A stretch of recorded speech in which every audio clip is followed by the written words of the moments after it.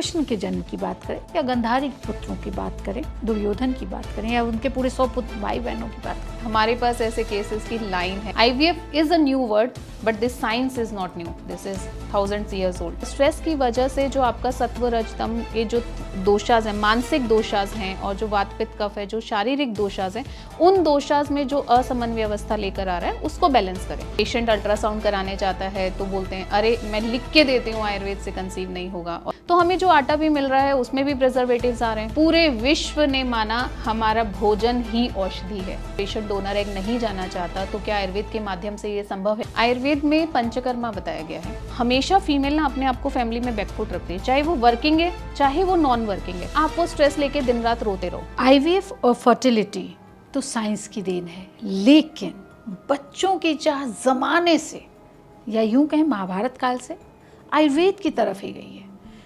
लंबी लाइन है या मैं कहूँ बड़े नाम है जिसको लेके हम ये कह सकते हैं कि IVF हमारे यहाँ का ट्रेडिशन रहा है।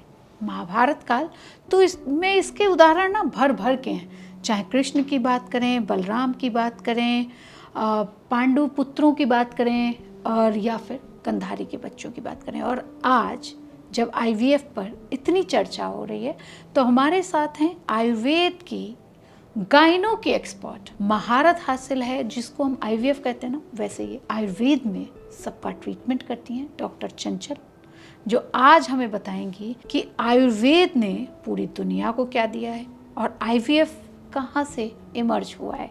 बहुत बहुत स्वागत है मैम आपका हमारे इस शो में। IVF की बहुत बात होती है, फर्टिलिटी की बहुत बात होती है, लेकिन हमारा तो अगर हम अपने महाभारत काल की तरफ जाएं तो वहाँ पे तो ऐसे उदाहरण भरे पड़े हैं। इस पे हमारे दर्शकों को बताएं कि ये जो सारी चीज़ें रहीं, चाहे युधिष्ठिर का जन्म रहा हो या फिर कृष्ण के जन्म की बात करें या गांधारी पुत्रों की बात करें, दुर्योधन की बात करें या उनके पूरे 100 पुत्र भाई बहनों की बात करें, ये लंबी लाइन है। उसके बाद भी हम पीछे क्यों रह गए, या आपको लगता है कि आयुर्वेद ही फर्टिलिटी की देन है? बहुत अच्छा टॉपिक आपने उठाया। नॉर्मली ऐसा बोलते हैं कि इन विट्रो फर्टिलाइजेशन जो है वो सिर्फ साइंस है और उसका आयुर्वेद से या हमारे प्राचीन जो हमारी सभ्यता है उससे कोई लेना देना नहीं है। लेकिन ऐसा नहीं है जैसे आपने बोला गांधारी के 100 पुत्र। आप सोचिए प्रैक्टिकली 100 पुत्र होना पॉसिबल नहीं है, एक साथ इकट्ठे होना, लेकिन आज के सिनेरियो में आप कह सकते हो कि पॉसिबल है। क्यों? क्योंकि अब हमारे पास IVF की टेक्निक है, लेकिन आज का IVF भी उस समय के IVF से पीछे ही रह जाता है। आज आप एम्ब्रियोज बना लोगे, आप 100 एम्ब्रियोज बना लोगे, फ्रीज कर लोगे, लेकिन एक साथ यूट्रस में वॉर्म नहीं कर सकते। आप अभी वो आर्टिफिशियल वॉर्म क्रिएट करने के लिए अभी हम सक्सेसफुल नहीं हो पाए, हम उतने सक्षम नहीं हो पाए, लेकिन उस समय में थे। तो उस समय में वो एम्ब्रियोज भी बनाए गए और उसके बाद आर्टिफिशियल वॉर्म भी क्रिएट किए गए और उन वॉर्म्स में वो बेबीज़ भी रखे गए और गांधारी के जो 100 पुत्र हैं उन्होंने जन्म भी लिया। अगर हम कृष्ण की बात करें तो कृष्ण का और जो बलराम हैं उनका जो उन्होंने ट्रांसफ़र किया था, एम्ब्रियोज ट्रांसफ़र हुए थे, that is also a procedure. तो ऐसा नहीं है, साइंस पुरानी है। अगर हम थोड़ा सा और आज के उसमें देखें तो अभी थोड़ा आउट ऑफ द सब्जेक्ट है, लेकिन आप सोचिए कि जब रामायण काल था तो पुष्पक विमान की बात हुई थी, तो पुष्पक विमान तब बोले थे कि अरे कैसे हो सकता है। अब तक ये एक माइथोलॉजी थी कि पुष्पक विमान उड़ रहा है, आपने उस समय में ऐसे विमान में बैठ के जा रहे हैं, लेकिन आज एरोप्लेन्स उड़ रहे हैं। तो it's about our acceptance only. Science है, सदियों से है, और लंबे समय तक हमारा जो लिटरेचर है, जो हमारी चीज़ें हैं, वो एक लिखित फॉर्म में आई थी और उसके बाद वो उस तरीके से संरक्षित नहीं रखी जा सकी, या ऐसा बोलें कि फॉरेन इन्वेडर्स की वजह से बहुत कुछ डिस्ट्रॉय हो गया, लेकिन माइंड्स वही हैं। आज हम फिर से साइंस तरक्की कर रहे हैं, फिर उन्हीं चीज़ों पे जा रहे हैं जो ऑलरेडी पहले सालों पहले हो चुकी हैं। तो आयुर्वेद वही है, साइंस वही है। हमारी जो जिसको हम माइथोलॉजी बोल देते हैं, that is not actually mythology, science है वो, और बहुत स्ट्रॉन्ग साइंस है। रूट्स बहुत गहरे हैं हमारे। आप किसी भी युग में जाके देख लें, हर युग में आपको उसके एग्जाम्पल्स मिल जाते हैं, चाहे वो द्वापर युग है, चाहे वो त्रेता युग है, हर युग में आपको एग्जाम्पल्स मिलेंगे। और उन्हीं एग्जाम्पल्स की वजह से हम कह सकते हैं कि IVF is a new word but this science is not new, this is thousands years old. अभी आपके पास ऐसे कोई केसेस आते हैं क्या जो एलोपैथ वाले मना कर रहे हैं कि आयुर्वेद क्या है, और क्या कभी कोई गायनो क्या किसी गाइनो ने आपके पास अपने पेशेंट रेफ़र किए हैं? ऐसा मुझे सुनने में आया, तो मैं ये जानना चाहती हूँ, हमारे दर्शकों को भी बताएं कि नहीं भाई, जो गाइनो हैं या एलोपैथ के डॉक्टर्स हैं वो भी अपने पेशेंट्स को आपके पास यानी आयुर्वेद के पास भेजते हैं। थोड़ा पीछे से शुरू करते हैं। आपने बोला कि अगर एलोपैथिक डॉक्टर के पास कोई पेशेंट जाता है तो बोलते हैं कि आपने ये क्या लिया है, हमें समझ नहीं आता एंड ऑल। लेकिन जो फादर ऑफ सर्जरी हैं वो तो आचार्य सुश्रुति हैं, और आचार्य सुश्रुत तो आयुर्वेद के फादर ऑफ सर्जरी हैं, तो रूट्स तो वहीं से आती हैं। बस ये है कि आप उनके सर्जरी के प्रोसीजर्स को अपना रहे हैं। आज भी जो उन्होंने सालों पहले किया है, चाहे वो नेज़ल रिकन्स्ट्रक्टिव सर्जरीज हो रही हैं या ईयर की कुछ ऐसी सर्जरीज जो रीसेंट ईयर्स में हुई हैं, सुश्रुत द्वारा की गई चिकित्सा को बेस रखकर, मॉडर्नाइजेशन यूज़ हुआ है बट बेस वही रखा गया है। तो अभी तक हम भारत के प्रतिष्ठित मेडिकल कॉलेजेस में, हॉस्पिटल्स में हम आज भी वो टेक्निक्स यूज़ कर रहे हैं, और फादर ऑफ सर्जरी पूरा विश्व आज भी आचार्य सुश्रुत को ही मानता है।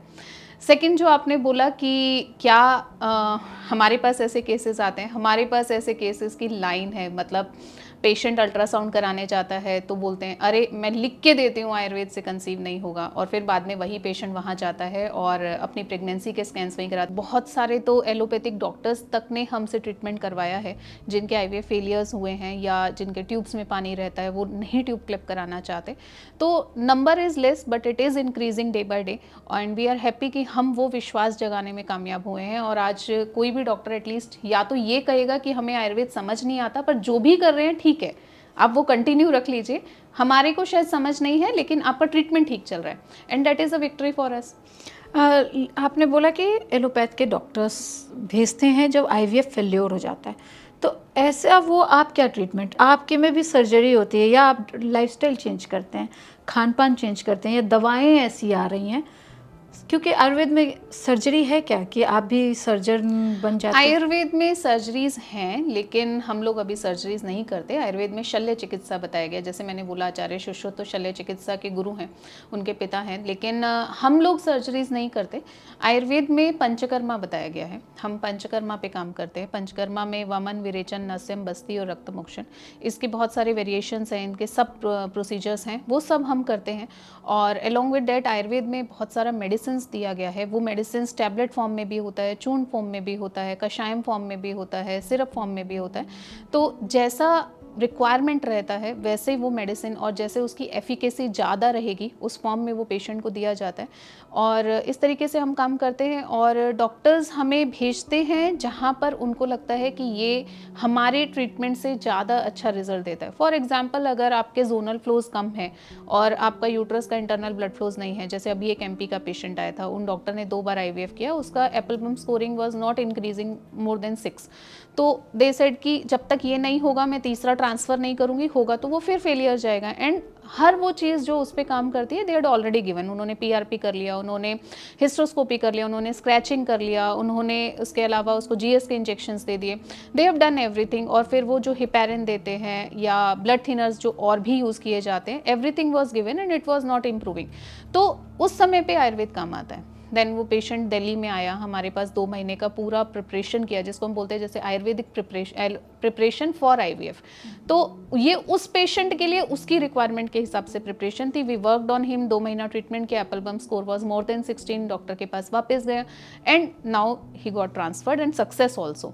तो ये चीज़ें ऐसी हैं जहाँ आयुर्वेद अपना काम करता है। आयुर्वेद में जो पद्धति हैं, जो उत्तरबस्ती चिकित्सा दी जाती है या जो मेडिसिन दी जाती है, जो पंचकर्मा करते हैं, उससे रिजल्ट्स मिलते हैं एंड उसकी वजह से लोगों को ट्रस्ट है। नहीं तो वो क्या काउंट्स आप बता रही थी कि 6 काउंट था, और कितनी बार फेल्योर हो जाता है आईवीएफ? क्योंकि वो तो काफ़ी बड़ा और लंबा और पेनफुल और काफ़ी पैसे लगने वाला ये सारा ट्रीटमेंट है आईवीएफ का। तो वो कैसे आप तक पहुंचते हैं पेशेंट, और जो देख रहे हैं वो आप तक कैसे पहुंचे, जिनको अपने घर में उम्मीद देखनी है, जिनको किलकारियाँ चाहिए अपने घर में, आपके पास जब वो पहुंचे तो आपका लाइन ऑफ ट्रीटमेंट, जैसे आपने बोला कि 6 था, 16 हो गया, तो उसके लिए आपने क्या किया एक काउंट्स को बढ़ाने के लिए? पेशेंट की प्रकृति इवेल्यूएट होगी। अगर आपके यूट्राइन ब्लड फ्लोज अच्छे नहीं हैं तो उसमें कुछ पैरामीटर्स रहेंगे। एप्पलबम स्कोरिंग होता है, स्कोरिंग है तो आउट ऑफ 20 स्कोरिंग है, कुछ पैरामीटर पैरामीटर्स हैं उसमें, आपके एंडोमेट्रियम का थिकनेस है, फिर उसका इकोजेनेसिटी है, फिर उसका टेक्सचर है, फिर उसमें पर मिनट कितना कॉन्ट्रैक्शंस हो रहा है, ब्लड फ्लोज कौन से जोन तक जा रहे हैं, मायोमेट्रियल जोनल फ्लोज कितने हैं, वॉल्यूम कितना है, पूरे पैरामीटर्स हैं, हर पैरामीटर का कुछ स्कोरिंग है। तो अगर आपका रिप्रोडक्टिव सिस्टम अच्छा नहीं है, आईवीएफ में आपको ट्यूब्स तो चाहिए नहीं, यूट्रस चाहिए, तो यूट्रस में अगर इनके किसी भी पैरामीटर में कमी है, तो कुछ पैरामीटर्स ऐसे हैं जो आप एलोपैथिक मेडिसिन से रिकवर कर लेंगे, बहुत बार आप अटकेंगे, जो चीज़ें वहाँ पर रिकवर नहीं हो सकती, जैसे जोनल फ्लोज हैं, वो आप कितना भी हिपैरिन एंड ऑल दे दीजिए, आप ब्लड थिनर्स कितने भी यूज़ कीजिए, वो नहीं इंप्रूव कर पाता है। अगर वो स्पार्सिसिटी पे है तो वो इंक्रीज करेगा, लेकिन वो बिल्कुल ही जोनल 1 है, जोन 2 है, एकदम ही ब्लड वेस्कुलरिटी नहीं है, देन यू नीड आयुर्वेदा। तो इस तरीके से हम लोग उनको उत्तरबस्ती करते हैं, उनका पंचकर्मा प्लान करते हैं। उत्तरबस्ती क्या होता है? उत्तरबस्ती आयुर्वेदिक प्रोसीजर है जिसमें मेडिकेटेड ऑयल्स या मेडिसिन हम प्रिपेयर करते हैं और उसको यूट्रस में इंसर्ट करते हैं। तो वो वहाँ पर जो ब्लड वेसल्स ब्लड फ्लो नहीं पहुँचा रही हैं या सपोज लाइनिंग नहीं बन रही है, तो एंडोमेट्रियल थिकनेस इंप्रूव करने के लिए जो मेडिसिन यूज़ होना चाहिए वो मेडिसिन इस्तेमाल होता है। किसी को साइनेकियज हैं, बहुत एडेशंस हैं और ट्रिपल लेयर टेक्सचर नहीं आ रहा है, तो वो रिवाइव करने के लिए जो प्रोसीजर्स हो सकते हैं वो सब हम अकॉर्डिंग टू पेशेंट वो मेडिसिन यूज़ की जाती है। तो उत्तरबस्ती जस्ट अ प्रोसीजर, और उसमें जिस तरीके से आप उसको प्लान करोगे, जो मेडिसिन यूज़ करोगे, result would be done like that, will get that like that.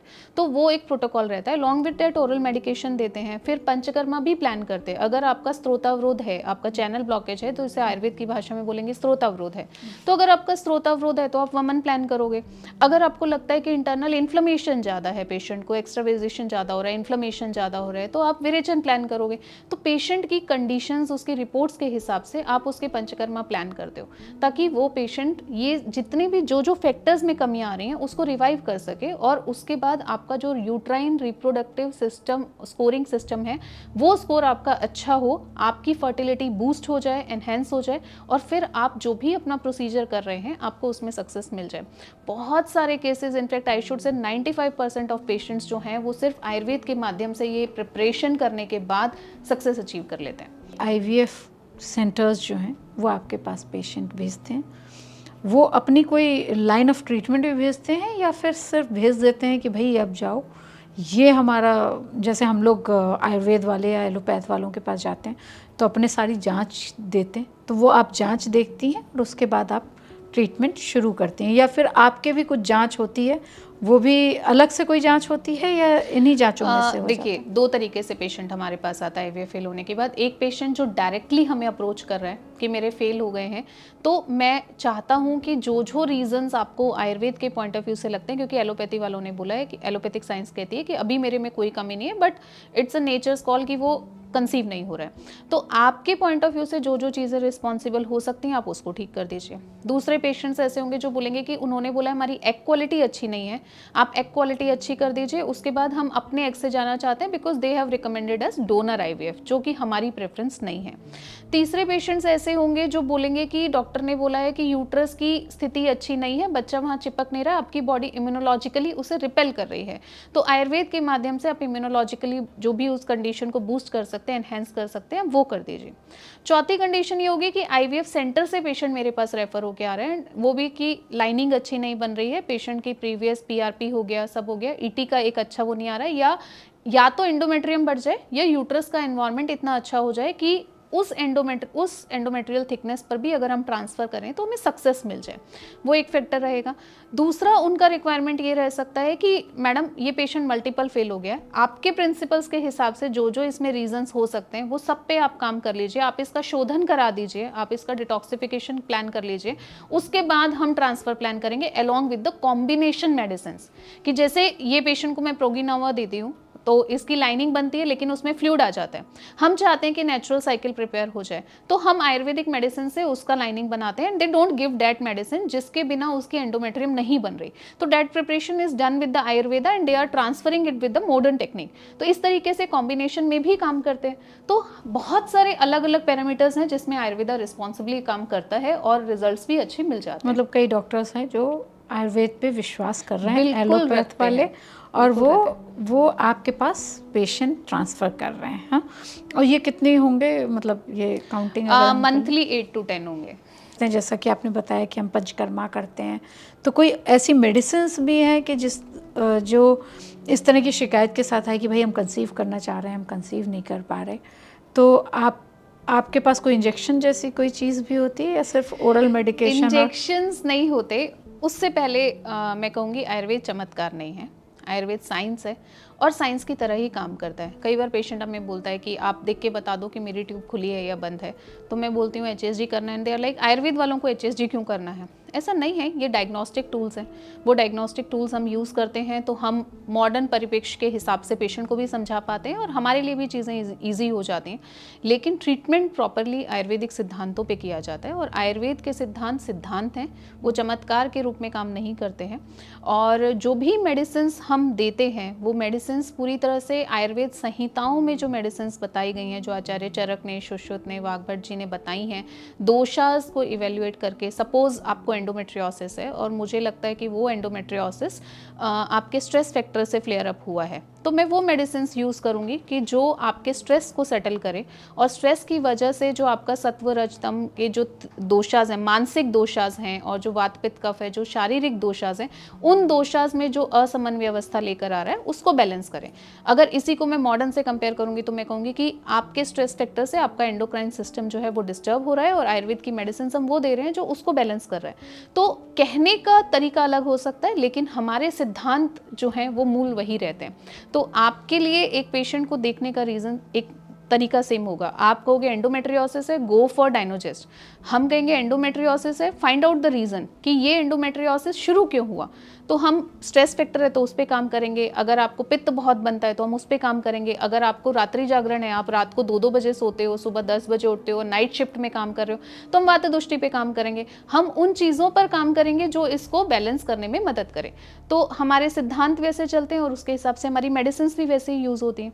तो किसी भी एक डिजीज़ के पेशेंट को, अगर 4 पेशेंट हैं, सेम डिजीज़ है, तो हमारे चारों पेशेंट्स की मेडिसिन अलग हो सकती हैं। ओके और क्या ये सच है कि फर्टिलिटी रेट जो है वो महिलाओं में हो या पुरुष हो, दोनों की गिरी है और 30 साल के होते होते भी वो उतने फर्टाइल नहीं रह गए?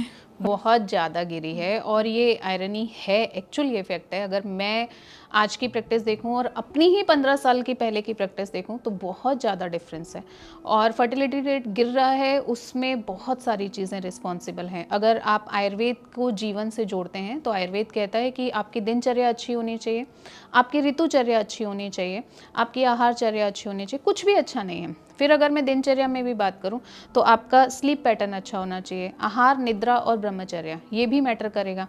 आहार हमारा जो भी मिल रहा है, आप मिल्क ले लो, वो भी आपको अच्छा नहीं मिल रहा है, प्योर नहीं मिल रहा है। आटा ले लो, जो आटा आप खाते थे, जो चक्की पे पिसवाते थे और जो आपके घर आता था, आज वो नहीं अवेलेबल है। इट्स नॉट लाइक कि हम वो अवेलेबल करवा नहीं रहे हैं या हमारी चॉइस बदल गई है, इट्स जस्ट दैट कि हमारे पास चॉइस रह ही वही गई है। तो हमें जो आटा भी मिल रहा है उसमें भी प्रिजर्वेटिव्स आ रहे हैं, पहले तो नहीं मिल रहे थे ना। मतलब जो आपकी बेसिक नीड है, रोटी, वो भी आपको अच्छी नहीं मिल रही है। तो वो जो गेहूं बन रहा है उसमें भी प्रिजर्वेटिव्स हैं, जो वो गेहूं पिस के आप तक आ रहा है उसमें भी प्रिजर्वेटिव्स हैं। आप कहाँ तक बचने वाले हो? फिर जो आप सब्जी खा रहे हो उसमें भी वही चीज़ है, जो दालें खा रहे हो उसमें भी है। हर वो चीज़ जो हमारी बॉडी में अंदर जा रही है वो सब चीज़ तो हमारे हाथ में अब रही नहीं है। कम से कम हम अपने लाइफस्टाइल को बैलेंस कर सकते हैं। तो जो स्लीप पैटर्न है, 10 बजे सोना, सुबह ब्रह्म मुहूर्त में उठना, नियमित तौर पर योगा करना, प्राणायाम करना, ये सब करके आप इन सबको बैलेंस आउट करने की कोशिश कर सकते हो। मुझे कल ही पेशेंट ने बोला था कि मैम आप कहते हो स्ट्रेस मत लो, एक पेशेंट बताओ मुझे जिसके जीवन में स्ट्रेस ना हो, या आप एक नॉर्मल इंसान बता दो स्ट्रेस ना हो, तो कैसे मेरी वाइफ स्ट्रेस के बिना रह जाएगी? और इसको तो वैसे भी 8 साल से इनफर्टिलिटी। मैंने यही बोला, मैं नहीं कह रही हूँ कि स्ट्रेस नहीं लो, मैं ये कह रही हूँ आपको स्ट्रेस है, मैं मान के चल रही हूँ कि आपको स्ट्रेस है, पर आपको टैकल भी तो आप ही को करना है। उस स्ट्रेस को रिजॉल्व करने का तरीका ये नहीं हो सकता कि मैं आपको सिर्फ पिल्स खिलाती रहूँ और आपको मेंटल लेवल पे एकदम सप्रेस कर दूँ, या फिर आप वो स्ट्रेस लेके दिन रात रोते रहो। आप उसको टैकल तो करोगे। अगर आपको स्ट्रेस है, आप नियमित तौर पे भ्रामरी प्राणायाम करो, आप शीतली प्राणायाम करो, आप अनुलोम विलोम रोज करो, आप सोने के टाइम पे गाइडेड मेडिटेशन करो, आप अपने आप से उस चीज़ को सॉल्व करने की, उससे फाइट करने की कोशिश तो करोगे। तो प्रॉब्लम सबके सामने है, पर प्रॉब्लम से फाइट करने के लिए सॉल्यूशंस भी तो हैं। हमें खाना एडल्ट्रेट मिल रहा है, इसलिए इतना कैंसर बढ़ रहा है, ओवेरियन कैंसर हो रहा है, ये हो रहा है। आज एक पेशेंट रिपोर्ट लेके आया अपनी मदर इन लॉ की कि 74 ईयर्स में ओवेरियन कैंसर हो गया। माई पॉइंट इज, हो रहा है, लेकिन अगर आप ईयरली बेसिस पे अपने आप को डिटॉक्सिफाई करोगे तो प्रॉब्लम्स नहीं उतनी जल्दी आएंगी ना, या वो परसेंटेज बहुत कम हो जाएगा। फर्टिलिटी के लिए भी वही है, अगर आपको अपनी फर्टिलिटी बूस्ट रखनी है तो आप शुरू से अपना लाइफस्टाइल अच्छा रखो। क्यों रात को 2-2 बजे तक पढ़ना है ना, आप सुबह 3 बजे उठ के पढ़ लो। 3 बजे लेकिन हमें सोना पसंद है, 3 बजे उठ के पढ़ना पसंद नहीं है। क्यों आपको ऐसा रेगुलर एक्सरसाइज योगा रात को ही जिम जाके करनी है, आप सुबह में करो ना। रात को तो वात का काल है, आप करोगे तो वो जिम जाके भी आपको नुकसान ही होने वाला है, फायदा तो कुछ नहीं हो रहा। तो आप अपने तरीके बदल सकते हो, छोटे छोटे मॉडिफिकेशंस आपको बेहतर बनाते हैं और आपकी लाइफ को अच्छा कर देते हैं, तो आपकी फर्टिलिटी भी अच्छी रहेगी। आपको ज़बरदस्ती फ़ोन क्यों देखना है? आपको पता है पूरी दुनिया चिल्ला चिल्ला के कह रही है कि फ़ोन से रेडिएशंस निकलती हैं, 5G हो रहा है, वो पक्षियों की फर्टिलिटी भी खराब कर रहा है, वो जानवरों की भी कर रहा है, वो इंसानों की भी कर रहा है, फिर भी आपको रात को सिरहाने पे फ़ोन रख के ही सोना है, आपको 2-2 बजे तक फ़ोन ही देखना है। कारण सबको पता है, जो उससे लड़ जाता है वो जीत जाता है, जो नहीं लड़ पा रहा है, जो अपनी आदतों का आदी हो चुका है, वो हार रहा है। डोनर किसी दूसरी दुनिया से तो नहीं आते ना, अभी IVF maximum number donor IVF हो रहे हैं, डोनर दूसरी दुनिया से नहीं आ रहे, लेकिन डोनर्स जो हैं वो थोड़े से निम्न दर्जे के लोग हैं जो इतने सारी आदतों में नहीं घुसे हुए हैं। तो उनके एग्स की क्वालिटीज क्यों अच्छी है और आपकी 30 साल में भी एग की क्वालिटी खराब है? कभी तो सोचो इस बारे में। डोनर दूसरे प्लेनेट से नहीं ला जा रहे, इसी दुनिया से लाए जा रहे हैं जो आपसे अच्छा खाना नहीं खाते होंगे।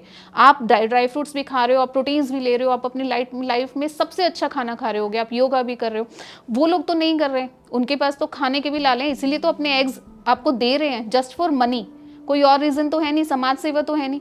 तो अगर डोनर के आगे अच्छे हो सकते तो आपके क्यों नहीं है? आप क्यों 23 साल की उम्र में डोनर ढूंढ रहे हो? आप क्यों 25 साल की उम्र में डोनर ढूंढ रहे हो? आप अपने ऊपर काम कर लो। और अगर हम मेल की बात करें तो क्या स्पर्म्स को सुधारने के या उनकी क्वांटिटी को बढ़ाने के ये आयुर्वेद में कुछ अगर वाजीकरण कहीं पर सबसे अच्छा डिफाइंड है तो वो आयुर्वेद में है। इसका सबसे बेस्ट आंसर ये है। वाजीकरण के ऊपर आचार्य चरक ने, आचार्य वाग्भट ने बहुत सारे मेडिसिन बताए हैं, या मैं बोलूँ आयुर्वेदिक औषधियाँ दी हैं, और वाजीकरण इतने अच्छे से काम करता है मेल इनफर्टिलिटी पे कि आपके जो भी इश्यूज़ हैं, आपके बेसिक इनफर्टिलिटी से लेकर आपके count, motility, morphology, DNA fragmentation, जो डीएफआई अभी इतना कॉम्प्रोमाइज़ होने लग गया है, premature ejaculation, erection, pressure induced problems, इन सब में आपको आयुर्वेद में बहुत अच्छे रिजल्ट्स मिलते हैं। सबसे बेहतरीन तरीके से आयुर्वेद में वाजीकरण डिफाइंड है। अच्छा, आयुर्वेद की जब भी बात होती है ना, मेथी, अजवाइन, दालचीनी, ये कितना अभी बहुत रिसेंट एक आर्टिकल आया शायद 3 या 4 दिन पहले कि पूरे विश्व ने माना हमारा भोजन ही औषधि है। जस्ट अभी 2-3 दिन पहले मैंने देखा था।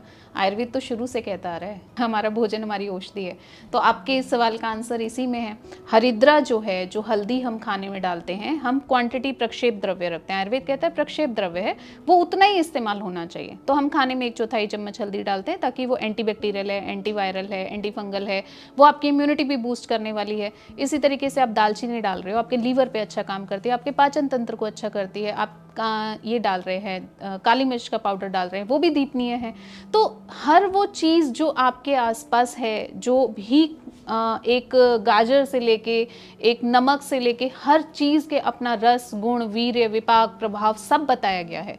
तो वो हर वो चीज़ जो आपके आसपास है वो औषध है, आपको इस्तेमाल करनी आनी चाहिए औषध के तौर पर। तो वो 5 चीज़ें बताएं घरेलू नुस्खों के अनुसार कि जो रोज़ खानी चाहिए, और जिससे, या फिर हमें अल्टरनेट डे में, या हम इस तरह से उसको डिवाइड करें कि हमारी फर्टिलिटी या हमारी हेल्थ अच्छी रहे। अगर आपकी फर्टिलिटी एकदम अच्छी है तो आप कुछ मत करो, आप अपना जो भी आहार इस्तेमाल करोगे वो आपके षड्रस से पूर्ण होना चाहिए। मधुर, अम्ल, लवण, कटु, तिक्त और कषाय, ये षड्रस हैं। जैसे मॉडर्न साइंस कहती है ना कि आपका विटामिन्स, मिनरल्स, प्रोटीन्स, फैट्स सबसे परिपूर्ण होना चाहिए आपका एक मील।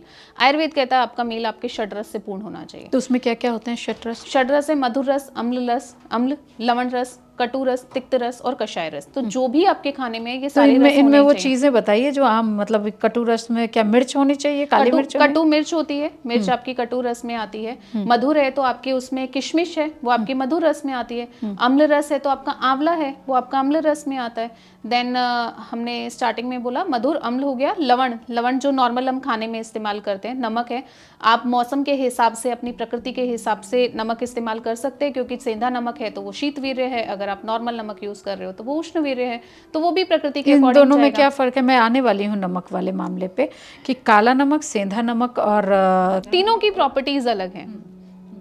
जो सेंधा नमक है वो शीत होता है, तो वो आपकी प्रकृति पे वैसे ही काम करने वाला है। जो नॉर्मल नमक हम यूज करते हैं, जो मिनरल सॉल्ट यूज करते हैं, वो उष्णवीर्य है। बाकी जितने नमक बताए लेकिन उससे गए क्या फ़र्क पड़ता है? उष्णवीर्य से क्या हो जाएगा हमारे शरीर आपकी को? प्रकृति अगर पित्तज है तो वो आपको दिक्कत कर सकता है।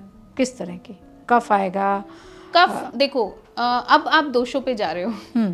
अगर किसी का वात बढ़ा है, किसी का कफ बढ़ा गैस हुआ है, बढ़ मान लो रही है या आप कफ आ रहा है। डायबिटीज के पेशेंट हो, डायबिटीज के पेशेंट हो तो आपको मधुर, अम्ल और लवण तीनों रस छोड़ने हैं ना। आयुर्वेद ये नहीं बोलता है कि डायबिटिक पेशेंट को सिर्फ मीठा छोड़ना है। आयुर्वेद कहता है जिसका क्लेद बढ़ा हुआ है तो आप वो क्लेद कम करने वाली चीजें लोगे, तो लवण भी तो क्लेद बढ़ाएगा, तो लवण भी कम करना पड़ेगा आपको।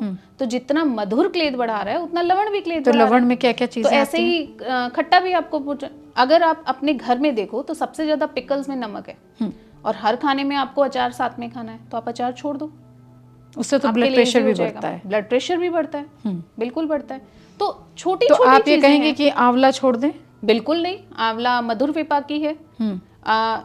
और आंवला अम्ल जो है वो सिर्फ जीभ पर रखने में लगता है, लेकिन आइडियली वो मधुर विपाकी है। ओके, तो मैं वो आपको- आम लोगों के हिसाब से समझना चाह रही हूँ कि अगर आप कह रही हैं लवण, तो उनमें क्या क्या चीज़ें हम ऐसा आएंगी? नहीं कह सकते। देखो मैं आपको फिर कहती हूँ, हम कभी ऐसा नहीं कहते कि ये बिल्कुल छोड़ दो।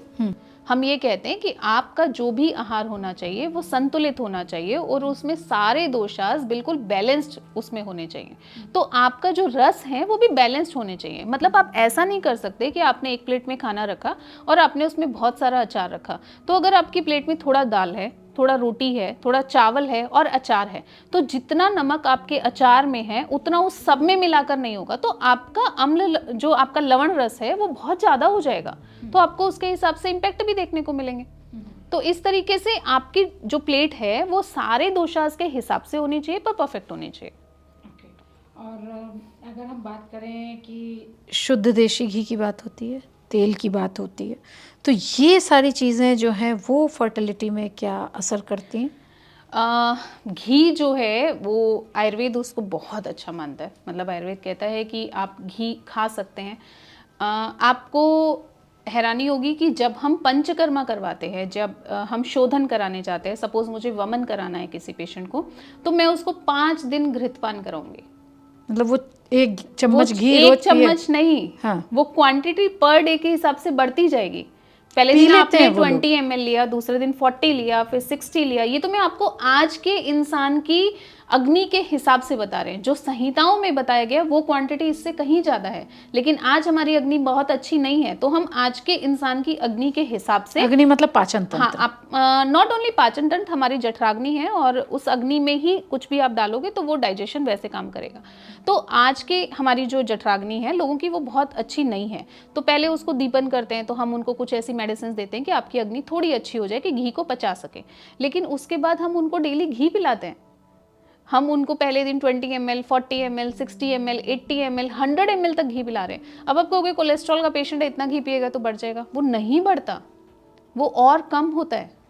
जब आप प्री और पोस्ट करा लो तो आपका कोलेस्ट्रॉल लेवल या तो रिड्यूस हो जाएगा या बैलेंस रहेगा, लेकिन वो इंक्रीज नहीं होगा।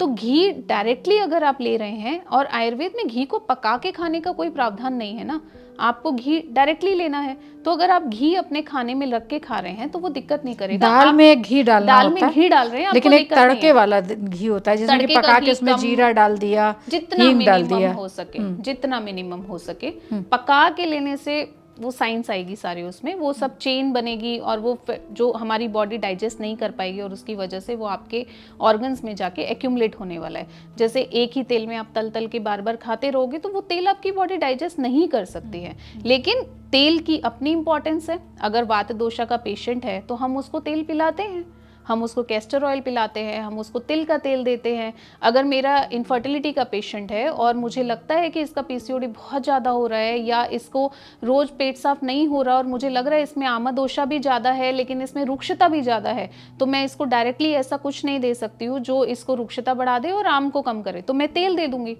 मैं उसको कैस्टर ऑयल दूध में डाल के पिला दूंगी, तो उसको रुक्षता भी नहीं होगी और ऑयल भी पिया उसने और हमें बेनिफिट भी मिलेंगे।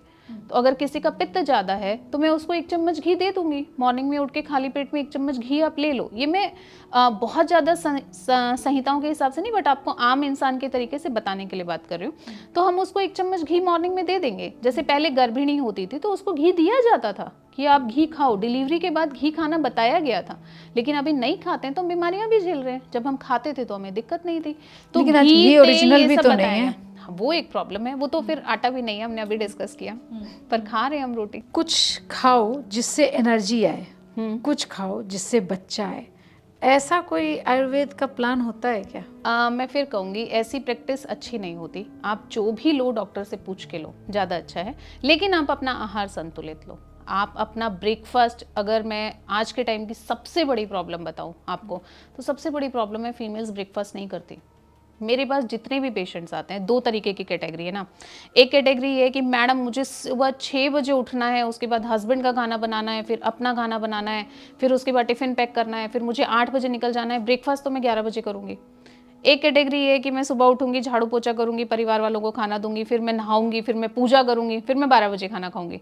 वो 8 बजे नाश्ता करने वाले जो लोग हैं ना, वो गायब हैं, फीमेल स्पेशली, और इसलिए फीमेल्स को प्रॉब्लम्स भी ज़्यादा हो रही हैं।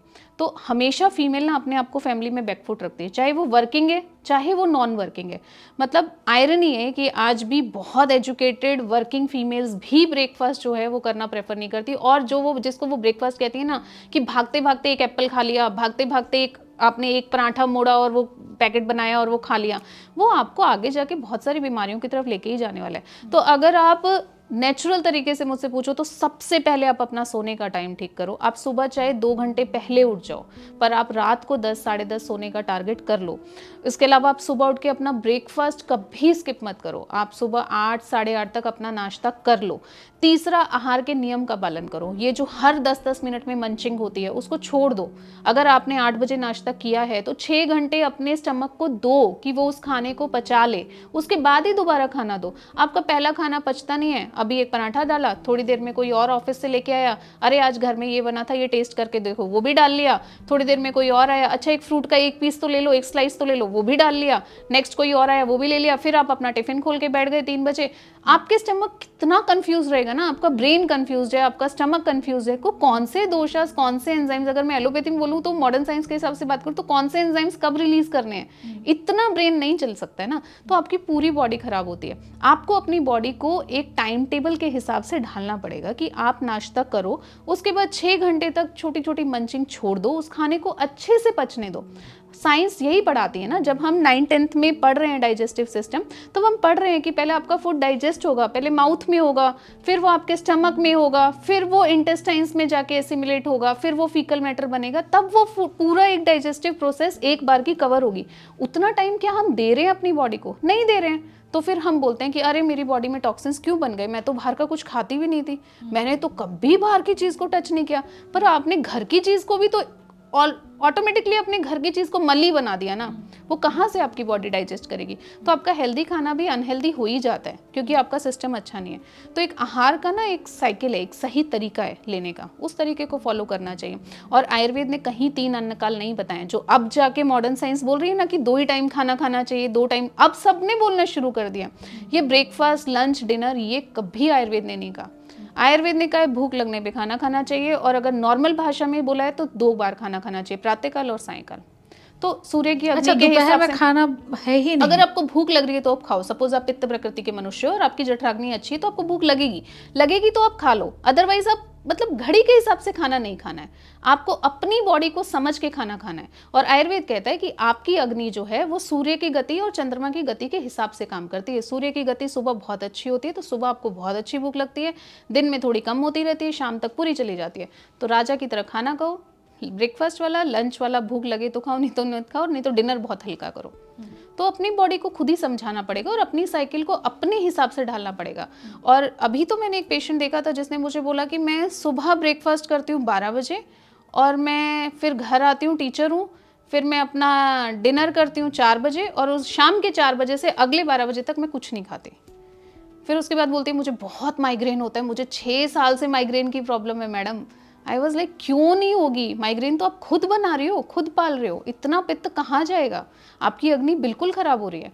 तो इन छोटी छोटी चीज़ों में अगर हम चेंजेस कर लेते हैं तो हम हेल्दी जीना तो वैसे ही सीख जाएंगे। चलिए अब लास्ट क्वेश्चन करती हूँ कि जो कपल्स कोशिश कर रहे हैं आईवीएफ का खर्च नहीं उठा सकते, तो क्या आयुर्वेद उसमें उम्मीद कुछ जगा सकती है? बिल्कुल। अगर आपकी देखो कंसीव करने के लिए आपको क्या चाहिए, आपके हेल्दी एग्स चाहिए, आपकी ट्यूब्स अच्छी होनी चाहिए, आपकी यूट्रस की एनाटॉमी अच्छी होनी चाहिए, हस्बैंड का स्पर्म अच्छा होना चाहिए और आपके साइकिल्स ठीक होने चाहिए। अगर आपकी ये सब चीज़ें ठीक हैं तो आप नेचुरली कंसीव क्यों नहीं कर सकते? तो ये सारे पैरामीटर्स अगर आपके ठीक हैं तो आप बिल्कुल, भले ही आप आईवीएफ पहले करा चुके हो तो भी आप नेचुरली कंसीव कर सकते हो, बिल्कुल दिक्कत नहीं आती। बहुत पेशेंट्स आते हैं जो पहले 2 फेल हो चुके हैं, 3 फेल हो चुके हैं, दे हैव कंसीव्ड नेचुरली, कोई दिक्कत नहीं आती। अगर उनका ट्यूब पहले आईवीएफ कराने का रीजन ट्यूब ब्लॉकेज था और आयुर्वेद के माध्यम से ट्यूब खुल गई तो अभी वो पेशेंट नेचुरली कंसीव करेगा, और करते हैं पेशेंट्स। अगर आपका पहले रीजन आईवीएफ कराने का एग क्वालिटी था और अभी आपकी एग क्वालिटी नेचुरली ठीक हो गई तो आप नेचुरली कंसीव करोगे, आपको आईवीएफ की जरूरत ही नहीं है। नहीं तो आयुर्वेद में कोई उम्मीद बन रही है? मेरा सवाल फिर से वहीं पे बिल्कुल आयुर्वेद में उम्मीद है। मैं हमेशा बोलती हूँ कि why Ayurveda is your last option, Ayurveda should be your best option. लोगों को ऐसा क्वेश्चन आता है, मैडम आयुर्वेद से इनफर्टिलिटी ठीक होती है क्या? आई वाज लाइक, सबसे पहले तो आयुर्वेद में ही थी, जहां से हमने शुरू किया था ये शो वहीं पे हम आ गए कि सबसे पहले तो आयुर्वेद ने ही इनफर्टिलिटी ट्रीटमेंट किया है। चाहे वो राम जी के जन्म से लेकर हो, चाहे वो कुंती के बच्चों को लेकर हो, इनफर्टिलिटी का ट्रीटमेंट आयुर्वेद में सदियों से बताया गया है। तो आयुर्वेद का ट्रीटमेंट नेचुरल तरीके से बिल्कुल पॉसिबल है और पहले भी होता था, आज भी होता है। जरूरत है सिर्फ उसमें विश्वास रखने की, और आयुर्वेद को भी अपनी लिमिटेशंस पता है। जहां नहीं होगा हम आपको सही तरीके से गाइड करेंगे, डेफिनेटली करेंगे। तो फिर सुना आपने कि आयुर्वेद जो है वो सिर्फ फर्टिलिटी ही नहीं, पूरे लाइफस्टाइल की बात करता है और उससे आपकी उम्मीदें जुड़ती भी हैं और जुड़नी भी चाहिए, क्योंकि यही हमारी संस्कृति है।